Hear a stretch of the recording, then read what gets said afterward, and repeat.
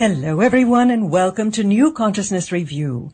Our guest today is Stewart Pearce, a legendary master of voice with a career spanning 4 decades. He grew up in Buckingham Palace and became a successful actor before turning to teaching.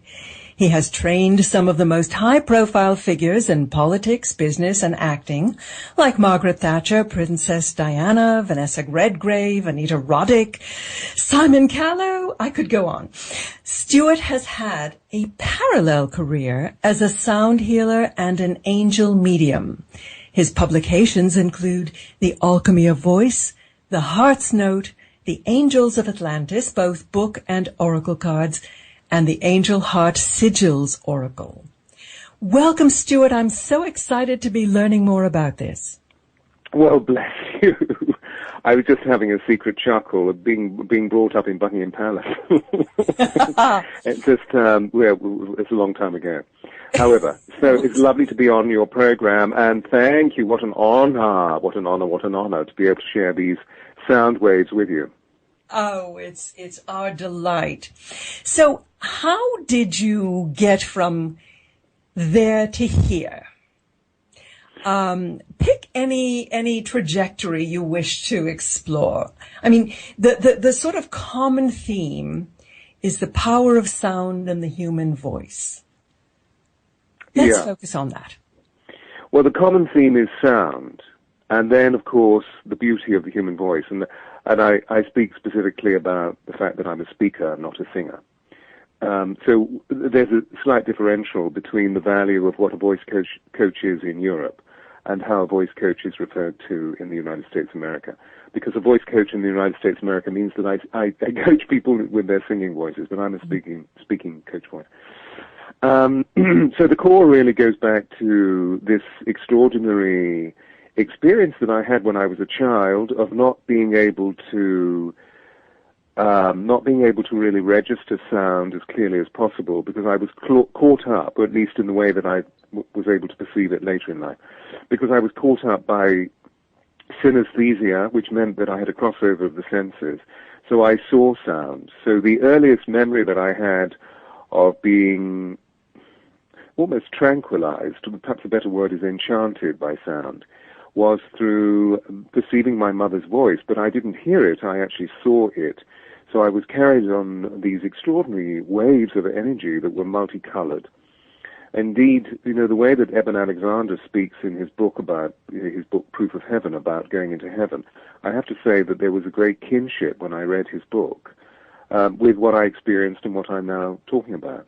So I was carried away by this extraordinary potential of force that was brought about by the sound of my mother, and particularly the sound of her humming, and then using the sort of soft, caressing tones that a mother does over a child, that I suppose I was about 3 or 4 years of age, and seemingly disturbed, as I often was as a child, by the bewildering nature of receiving a sensory overload.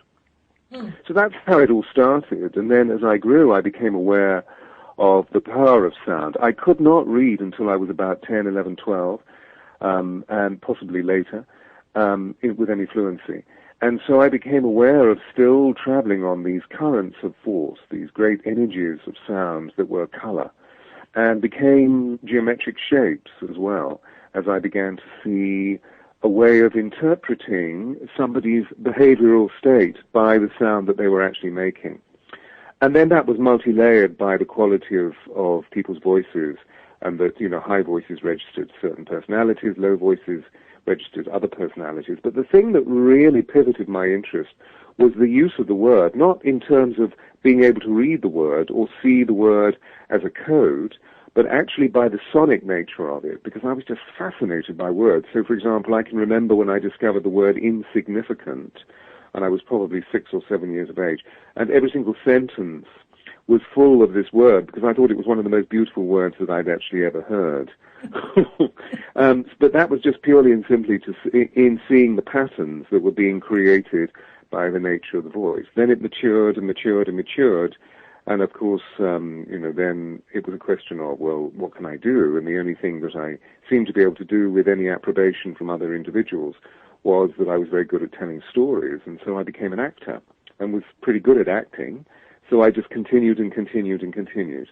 And that enabled me to really move into the experience of being able to specialize with the human voice, because as soon as one starts working on somebody's voice because they wish help, automatically we move into a very sacred communion between oneself and, or between myself as the coach and the individual, because our voices are at the very core of our beings, something that we take completely for granted. And so in ancient society, our voices were really a way of being able to touch into the very core of what the individual is about in terms of their soul. How's that for an answer? That's a good start. You know, I was reminded of two things as you were speaking. One is my master's thesis in psychology was actually on the subject of synesthesia. Mm-hmm. And the interplay or almost the unified field theory has always intrigued me, where light vibration and sound vibration merge and how they interplay. And this is something that you actually grew up experiencing viscerally. How fascinating. Yes, it was very kinesthetic, because although I saw sound, it penetrated my energy field, obviously, but then moved very deep into the whole cellular council of my being, as I now interpret it. So I was actually able to feel the nature of what the unified field of resonance is all about, what Rupert Sheldrake calls the morphogenetic field, and how there is infinite communication in this local and non-local energy process. One of the key things that I became aware of as I began training actors and then public speakers was the ability of sound waves to penetrate the body of an audience and to create certain responses from a behavioral point of view, so that on a very simplistic level, certain sounds or certain energies being produced by the voice, depending on the intention, of course, that was being spoken, could excite or indeed could soothe. And that was a whole field of research that I moved into as a voice coach, and then developed flexibility skills that I was actually able to communicate to actors, which eventually, through 30 years worth of work, led me to, or 25 years of work, led me to the whole substance of being at Shakespeare's Globe Theatre, which was an open-air theatre, but dealing with a geometric form that was a very ancient principle built in the round, and fulfilling a certain very specific acoustic, which was about discovering the harmony of the individual's note, and how the harmony of the individual's note, that we each have a note, we each have a signature sound, fitted into the substance of the sacred geometry. Goethe said that all architecture is frozen music. It's a way of being able to extrapolate the idea I'm sharing. Mm-hmm. But all the way along the line, there was this parallel reality that was developing for me, which was switching back on to the things that I experienced as a young child, where, of course, I've just talked about seeing sound, but at the same time I saw geometric forms and other beings within the floating currency of the way that the sound moved as a vision for me. So I was able to see spirit, I was able to see elemental, I was able to see ghosts, etc., or force fields around certain buildings or certain animals, or indeed the plant kingdom. That was interrupted by education, because I realized as I spoke about these things that nobody really understood what I was talking about. And so to close down from that, my father was quite forceful with the way he closed me down. So I literally switched off at around 9 years of age. And when I started working with sound professionally, both as an actor and then subsequently as a voice coach, that level of psyche switched back on. So I was actually able to see within the power of sound, this field that you and I have just been talking about, that I was able to once more see spirit and move into some very transcendental functions of human consciousness, which have enabled me to move forward and help people as a sound healer in the way that I have done over the last 30-odd years. And specifically in '87, when I saw the angels who came to me, not as human beings with wings, but came to me as orbs. And maybe that's a story I can reveal in a moment. So it sort of gives the basic landscape of the possibilities and then the probabilities of how powerful sound is which we've sort of unremembered. I don't think we've forgotten, because I find myself being asked to speak about these things all over the world, and people automatically tune in with great reverence and with great interest. So within that space, it seems to me that there's something very sacred about the way that we feel about sound, the way that we think about sound. And when you have somebody, I suppose, like myself, speaking about it, who is just so interested and passionate about the whole substance of the way that sound functions and the way that the human voice can communicate through thought and feeling using sound, a whole transcendent possibility of meanings, that people switch on immediately and start exploring and playing with their voices in a very meaningful way. Well, I think it's no coincidence that sound has always been a part of religious observance, religious ceremony, chanting. Yeah. Well, I mean, wherever we go in whatever religion, there's always a reference to sound in the way that we know it from the Judeo-Christian principle of, in the beginning was, the Word, and the Word was made flesh. I believe that originally was written as, in the beginning was sound. Now, I received that piece of information from a very remarkable man who, alas, is now dead, whom I met many, many years ago, who was one of the world's leading Aramaic scholars, who had been given privilege of readership of the Vatican Library because he was one of the world's leading Aramaic scholars. And there are many of the Dead Sea Scrolls from the Qumran caves, which were the Essene community around the Dead Sea, housed within the Vatican Library. And one day, during his, I think, 10-year research, he came upon a scroll that said, "In the beginning was sound, and the sound was made flesh and dwelt among us, full of grace and truth." The sound, you see, became the logos.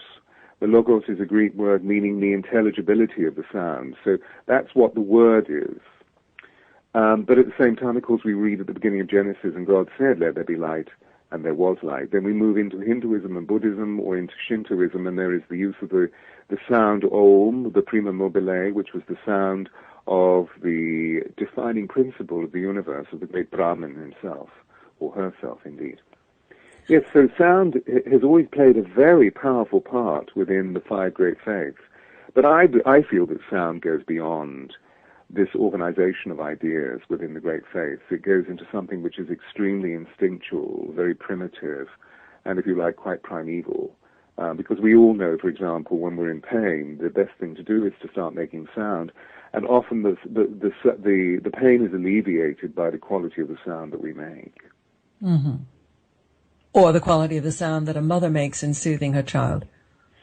Yes, conversely, yes. I was just thinking of something very atavistic. Well, I suppose soothing a child is quite atavistic. Certainly, bringing forth a child into the world is quite, is quite basic, because the body, primeval grunt. The body takes yeah.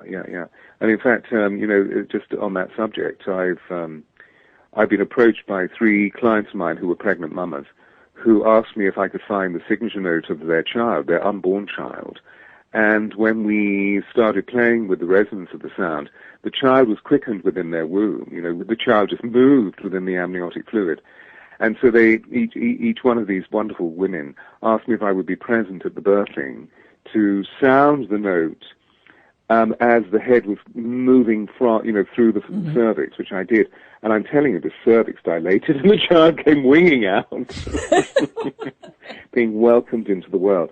So I believe that in primitive communities, so-called primitive communities, I use that term not pejoratively, but as a distinction to so-called civilized communities, that men and women use sound in very, very specific ways, in a very primitive way, to connect not just with what it is to be an earth being, but also in very transcendent ways to connect with the power of the all that is.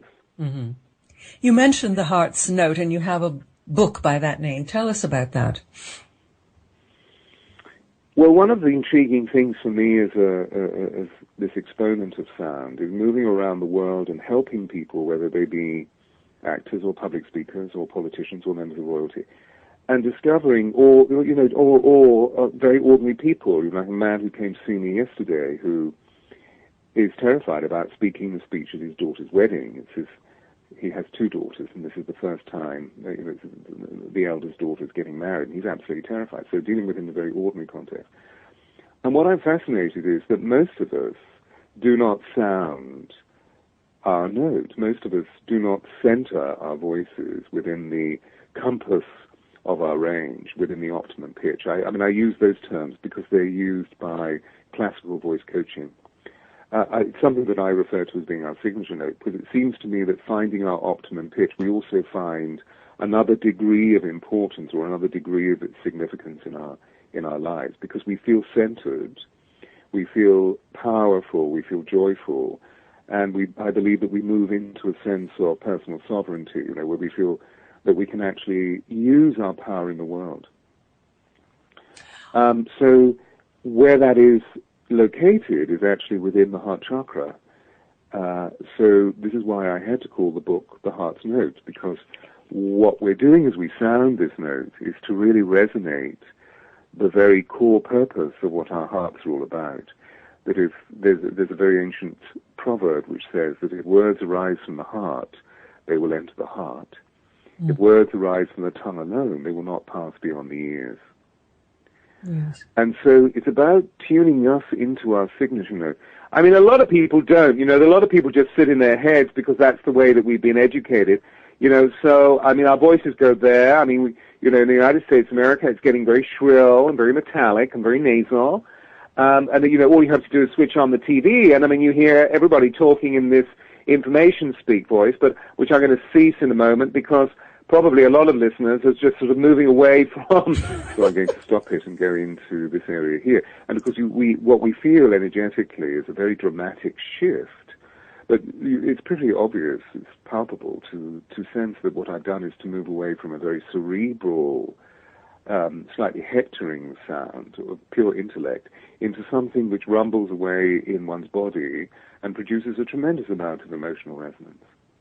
So the book, The Heart's Note, is about this, but also all of the finer lines of importance and interpretation of what that initial premise is, that we've spent the last 500 years really ossified within our bodies and just simply coming from the head as a result of the development of modern science and moving into the age of enlightenment, etc., etc.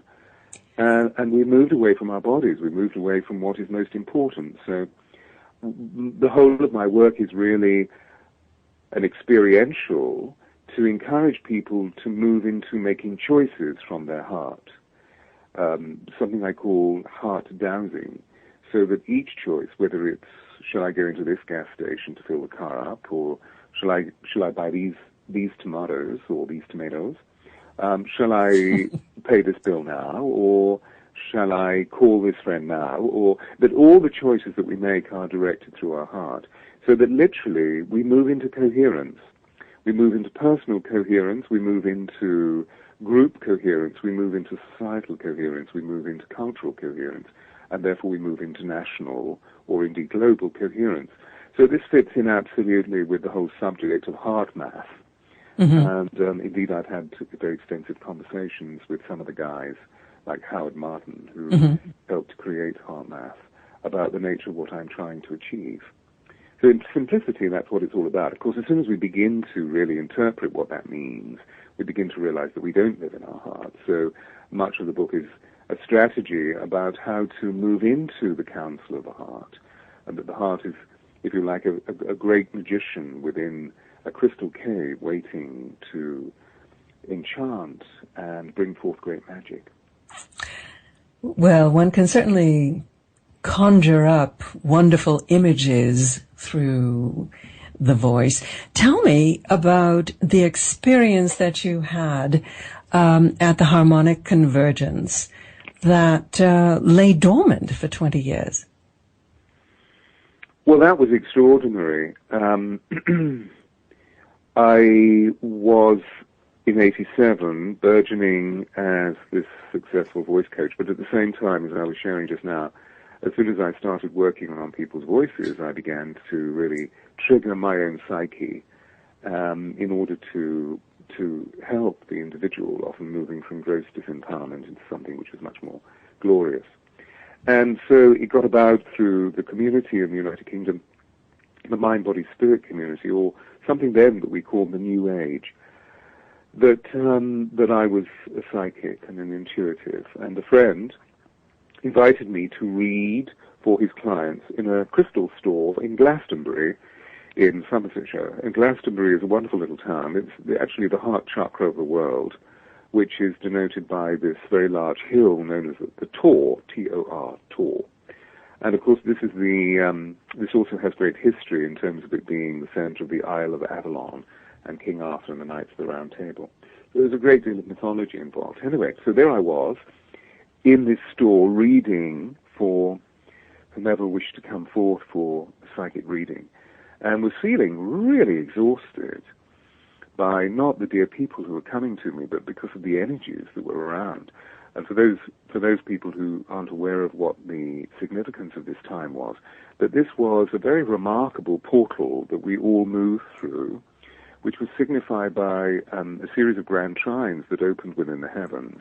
To put it in some sort of context, the Mayan people said that 144,000 rainbow light warriors were being awakened at that time to prepare, as light workership, to prepare the globe for the great shifting point that we moved through during December of last year, 2012. So there I was, reading for these people and feeling this extraordinary wave and currency of energy moving through me.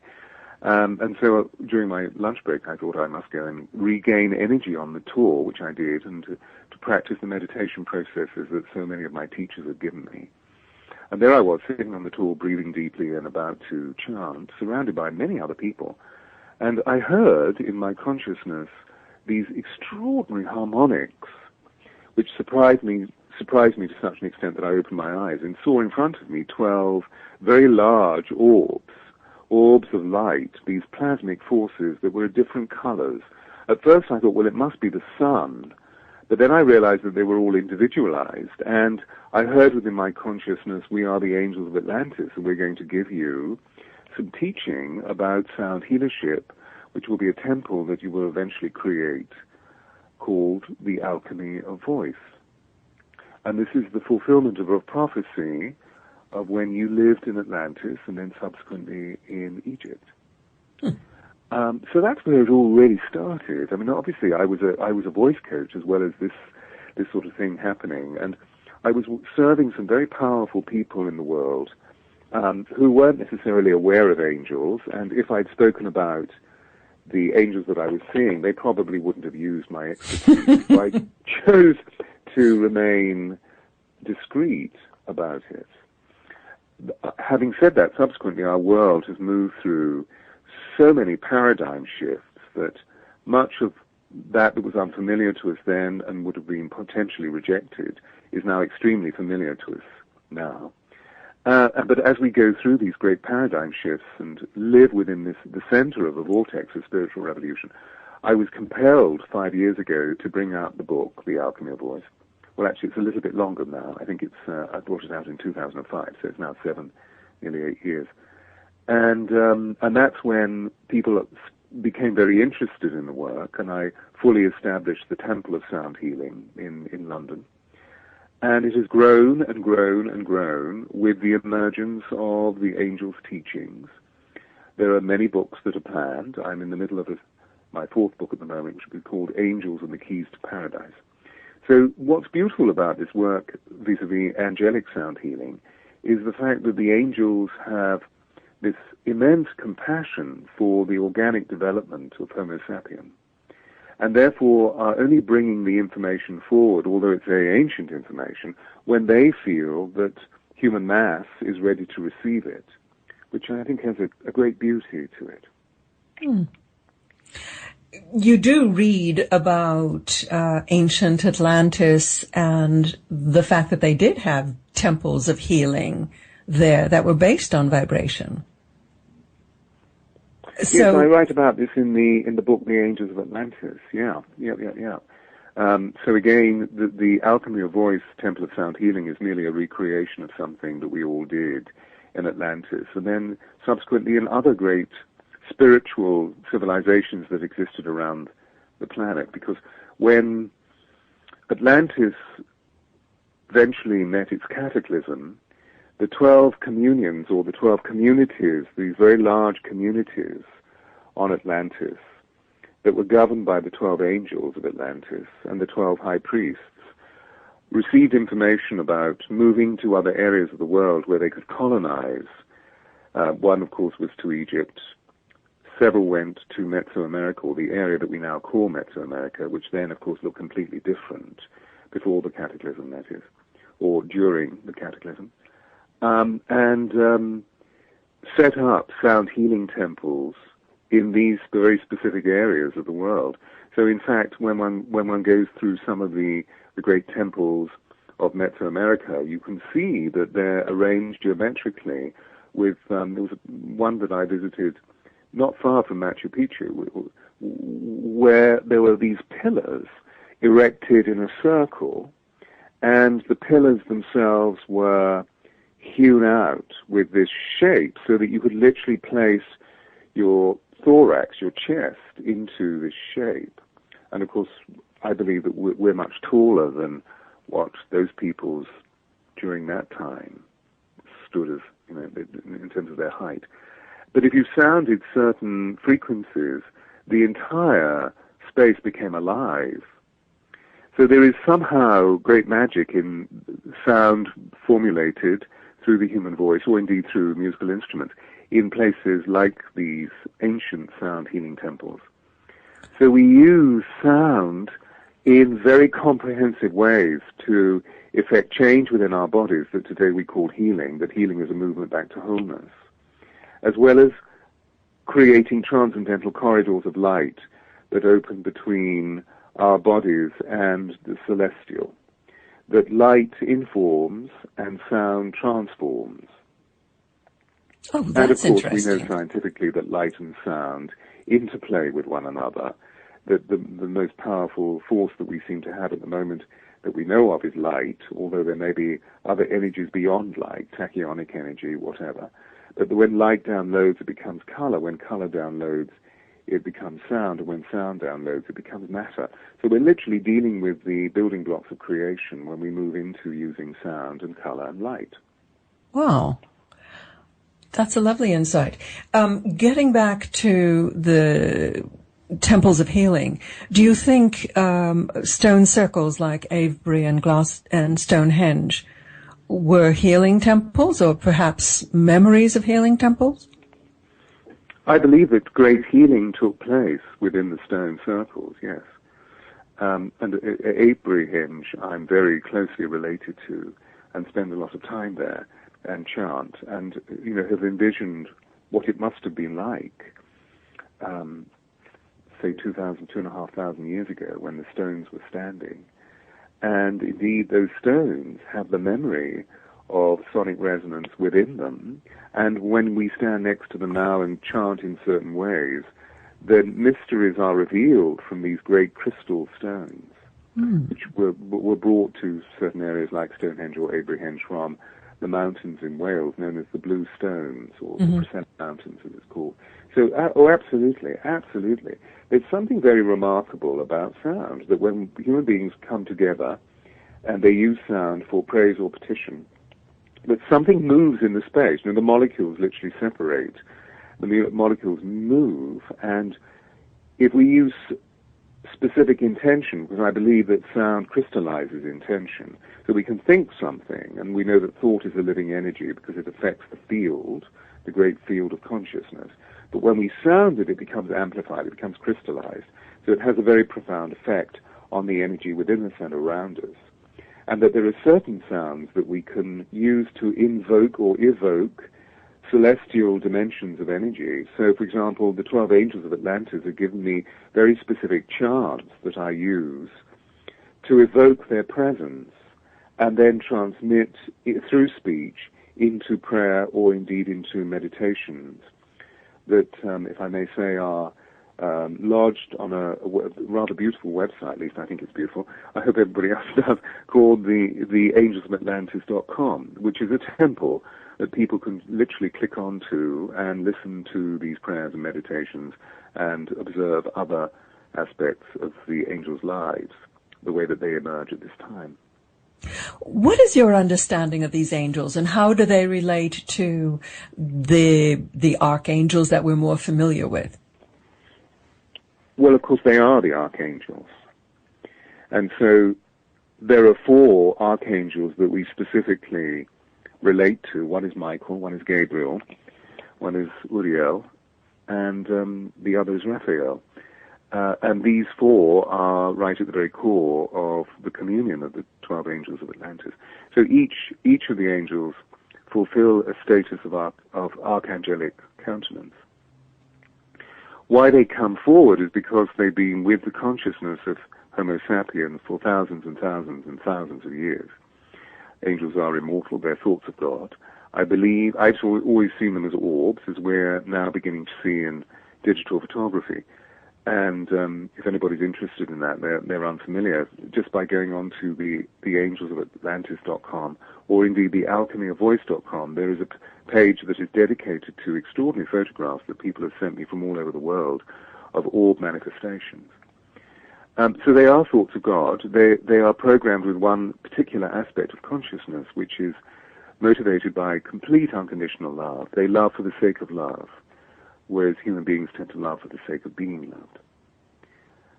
So there's a subtle difference. And that they are here to assist us in the journey that we have of bringing spirit into flesh. It's very, very simple. They're extraordinary guardians. Indeed, I believe that we each have a guardian angel. I don't see this as being male or female. I see guardian angels not with wings, but I see them as extraordinary columns of light that seem to move and shift with the countenance of the individual that they are guarding or guiding. And then we move into other angels that are the emissaries of the natural world, the elemental kingdom, and then, of course, moving into these very big creations of God known as archangels. Mm-hmm. So there are 12 very specific archangels that step forward, but one of the reasons why they step forward in the way that they do within the communion that I teach, which is the Angels of Atlantis, is because they overshadow the 12 communions in Atlantis, and each communion had a very specific purpose. The majority of the human beings who lived within each communion, indeed I'm told that each communion represented a monad, which is a soul group, of approximately 144,000 people, 144,000 souls. Most of the people who were in these communions knew that they were star beings, that they knew exactly where they were from, and that they were using planet Earth to explore the dimensions of what it is to live in a body, to have spirit within a body because of the weight, space, and time of planet Earth. But they were certainly living a 12-helix DNA through their 12 chakras. So they were slightly different to the way that we are here now, because most of us are just living a 7-chakra, or some of us not even that. We're living just through 3 chakras. And of course, we all know that we're only living through 20 codons of DNA, whereas our potential is 64. So they obviously were very remarkable people, rather like the beings that James Cameron evokes in his movie Avatar.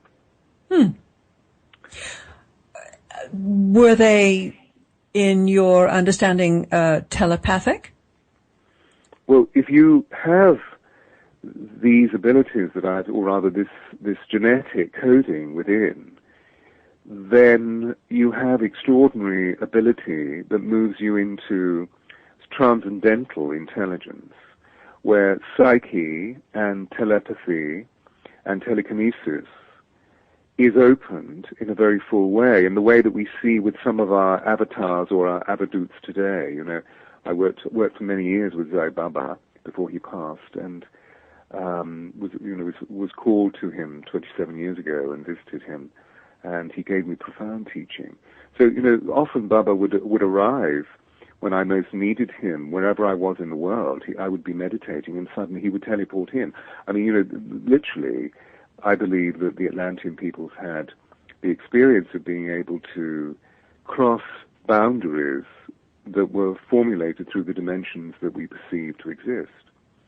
So they were very powerful, yeah, very, very powerful. Mm. The interesting thing is the way that these 12 angels served these 12 communions and then grew with them.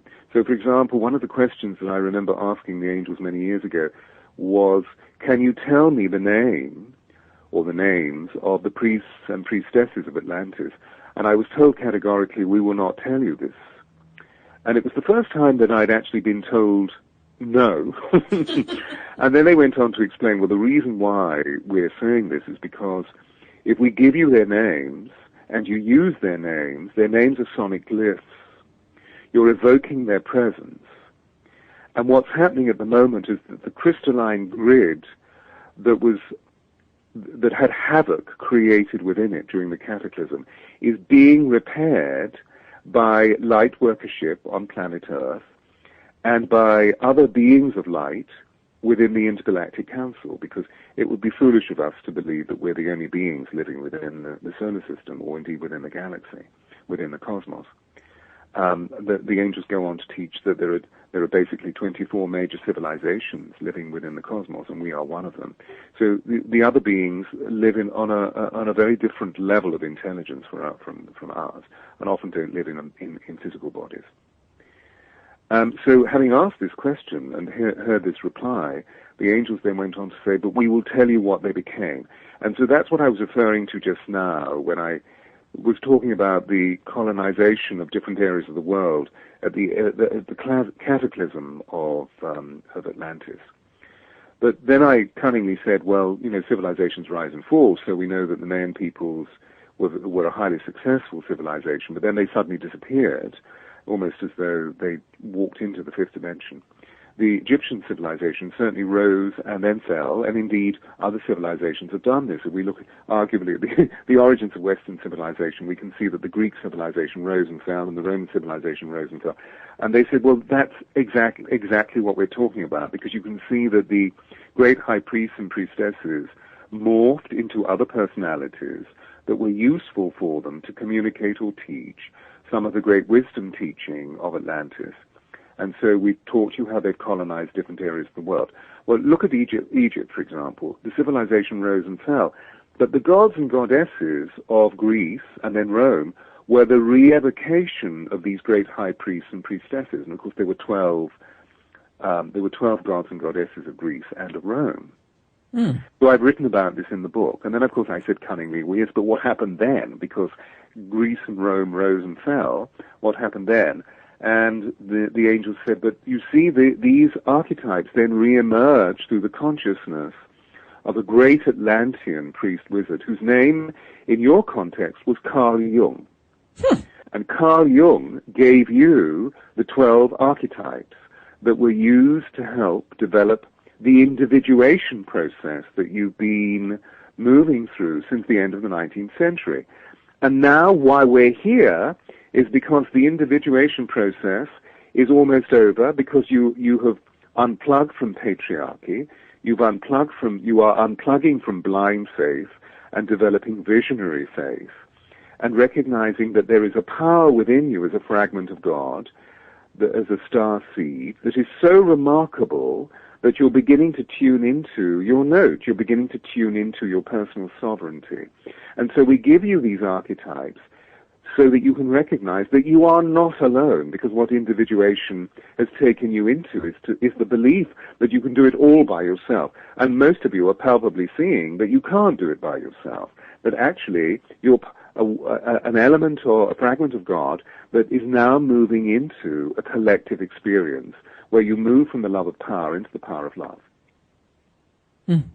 Beautiful. So, in essence, that's where the thesis that these beautiful angels, that's where the essence of the thesis sits. So, not everyone has the ability to connect or hear them directly. You've come up with numerous sets of oracle cards. Tell us how they work. Well, I suppose 3, maybe 4 years ago, I woke up at 3 o'clock one morning seeing a set of images in my head, and I immediately realized that the angels were speaking to me, and I heard, we wish you to make an oracle, and the reason why we wish you to make an oracle is because the mass of human consciousness on planet Earth is moving through an extraordinary trajectory where you're moving into the center of this vortex of spiritual alignment. And in ancient times on planet Earth, whenever human beings were moving through great paradigm shifts, they always went to the highest order. They would go to the priestess or the priests, and the priests and priestesses would bring forth oracle. In fact, there were certain people, such as at Delphi, that were pronounced for their oracular readings. And so, in other words, we're seeing that a human being is a conduit between the earthborn existence of our peoples and the higher dimensions of the celestial ones.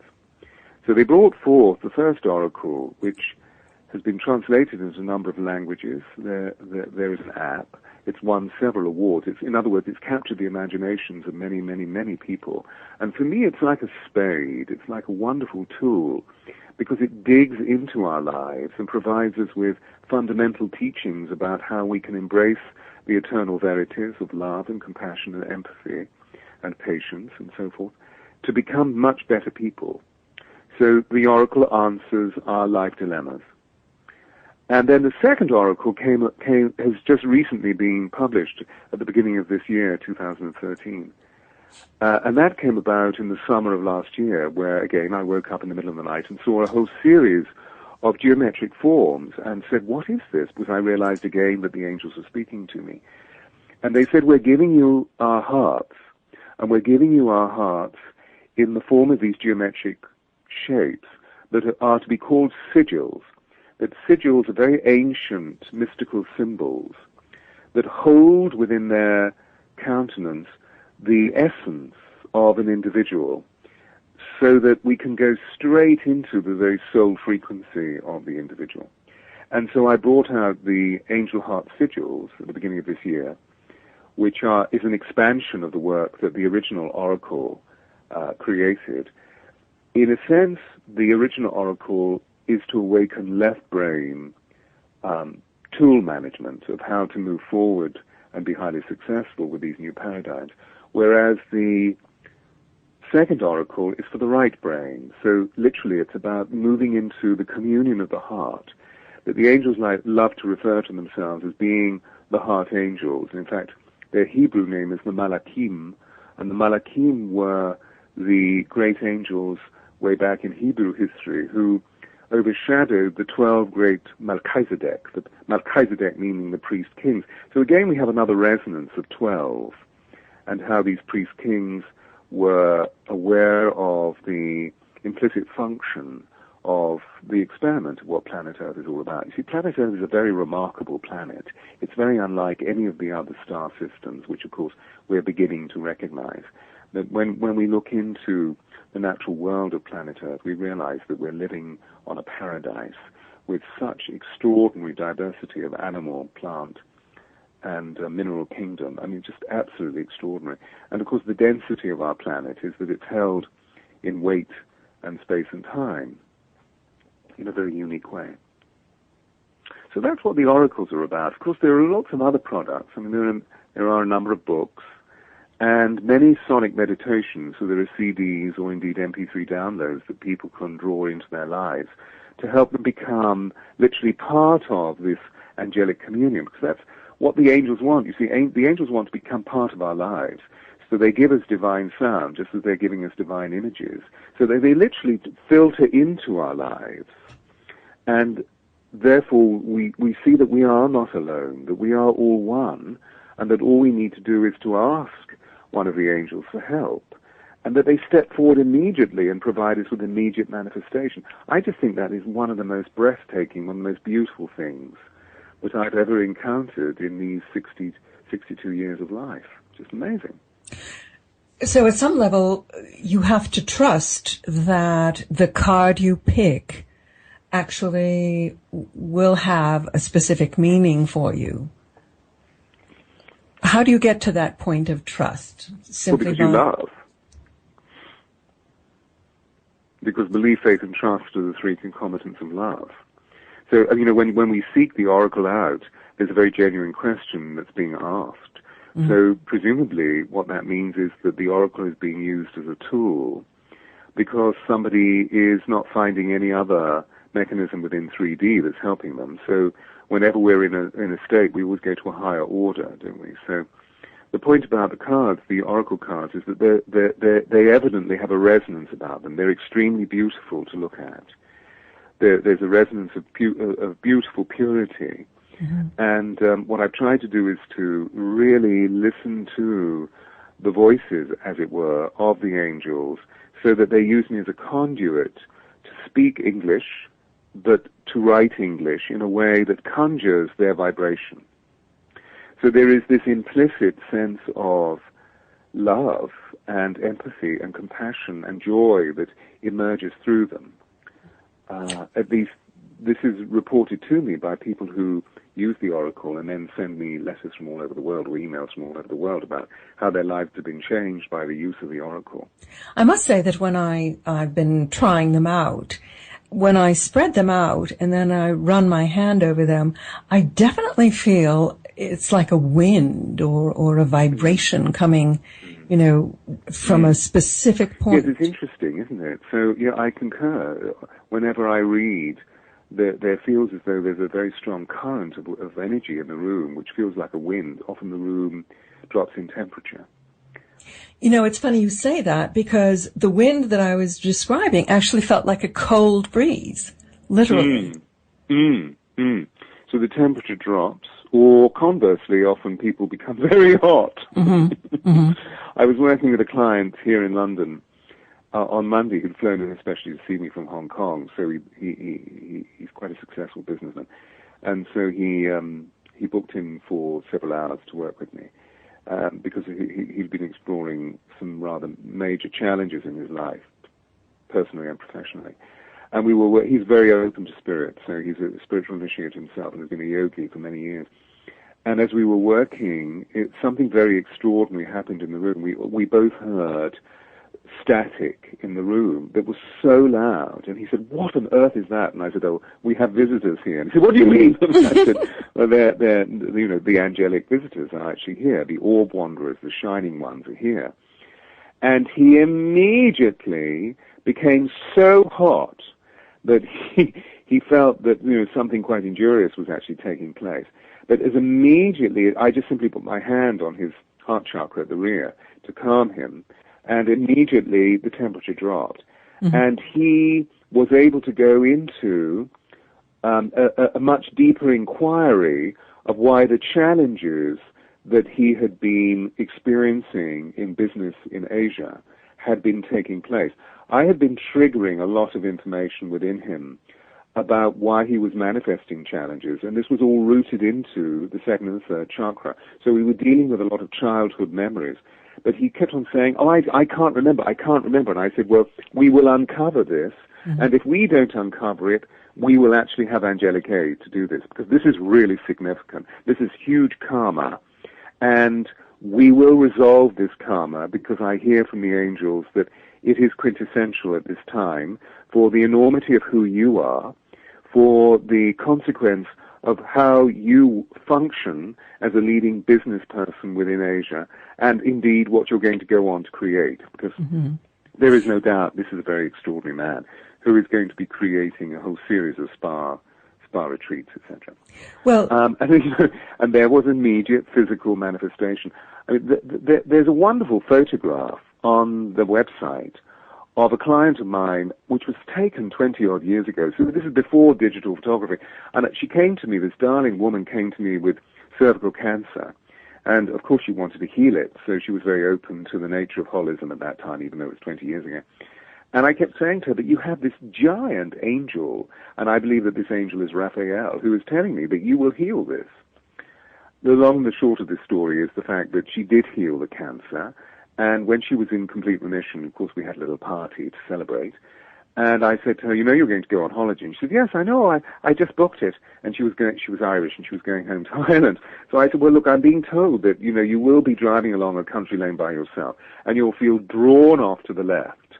You have to go there. You're going to feel very anxious, but just be aware that this is going to happen, and the anxiety will abate." So there she was, driving down this road, 5 days later, and was drawn off by this sub-road, so to speak, to the left, just as I'd suggested, apparently. And when she got to the top of this road, there was an old Irish fort, and she was walking around the fort, feeling as though she knew, this was an old castle, she knew this, it was so familiar to her, and she felt very frightened. Heard a car coming up the hill, and quickly ran to her own vehicle and locked the doors. Of course, 20 years ago, the troubles in Ireland were still very, very, very acute. However, she was just, it was an irrational fear. When the second car arrived, there were two young people in the car who got out and thought it was very strange that there was a woman sitting in a car because it was a rather nice summer's day. Walked around. She felt very safe by this time, asked the young man, because evidently it was a young couple who had just got married and they were on honeymoon, if he would take a photograph. So I have the photograph, and you can see she's standing against this old building, which is semi-derelict, and there's this huge shaft of light going through her, which was the Archangel Raphael that helped her healing. So, I have countless stories like this one. Well, I wish we could hear more of them, Stuart, but unfortunately our time has come round. I think that every listener would be fascinated to go to your website, which is thealchemyofvoice.com, or the other website, theangelsofatlantis.com, where you said that we can actually download MP3s and experience the kind of sound healing that you talk about. I would love to go to your temple sometime when we're in London. Yeah, absolutely. Well, I'm being drawn more and more and more to the United States of America because the angels are creating work for me there. Mm-hmm. And so I know that we've already seeded a major sonic vortex in New York City. And there will be a temple in New York City created over the next 5 years. So there's also that as well. Fascinating. Well, we've been speaking with Stewart Pearce, master of voice, sound healer, and angel medium, and author of The Heart's Note, The Alchemy of Voice, and the Angel Heart Sigils. Stuart, thank you so much for being with us today. Oh, it's my pleasure. Thank you so much. Thank you, really, from the bottom of my heart and the depth of my soul. It's been such joy speaking with you. You'll find links to all of Stuart's books and cards on our website, ncreview.com. Well, I hope you'll join us next week when our guest will be Rasha, speaking about oneness.